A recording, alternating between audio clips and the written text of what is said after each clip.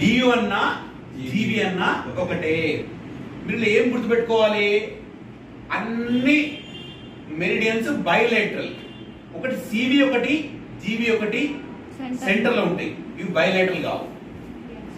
మిగతా 12 meridians bilateral, 2 sides ఉంటాయి. ఈ 2 మాత్రం సెంటర్ లో ఉంటాయి.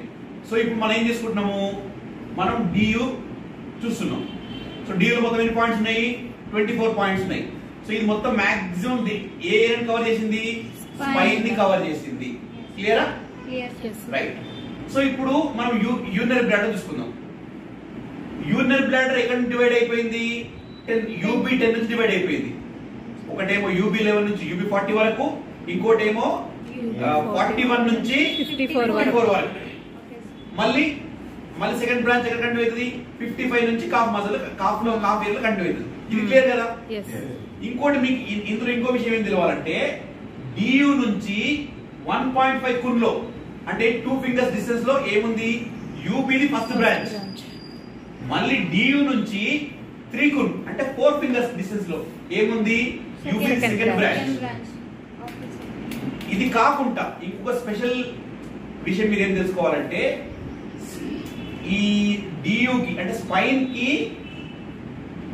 డియు స్పైన్ ఎక్కడ ఉంది, స్పైన్ మీద ఎవరు డియు ఉంది, డియు నుంచి యూబీ ఫస్ట్ బ్రాంచ్ కి మధ్యలో ఇంకొక మెరిడియన్ ఉంటుంది. అదేంటి, ఎక్స్ట్రా స్పైన్ మెరిడియన్.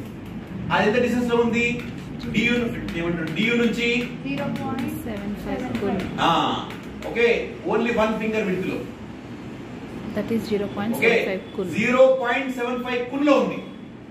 0.75 ప్లస్ 0.75 ఎంత అవుతుంది మీకు, 1.5 kun అవుతుంది. సో ఒకటేమో 0.75 kun లో డియు నుంచి ఉన్నది extra branch, extra spine meridian. Next DU నుంచి 2 kun లో ఉందేమో 1.5 kun లో ఉందేమో ఫస్ట్ బ్రాంచ్. మళ్ళీ డియు నుంచి 3 kun లో ఉందేమో సెకండ్ బ్రాంచ్. క్లియరా? Yes sir. Done.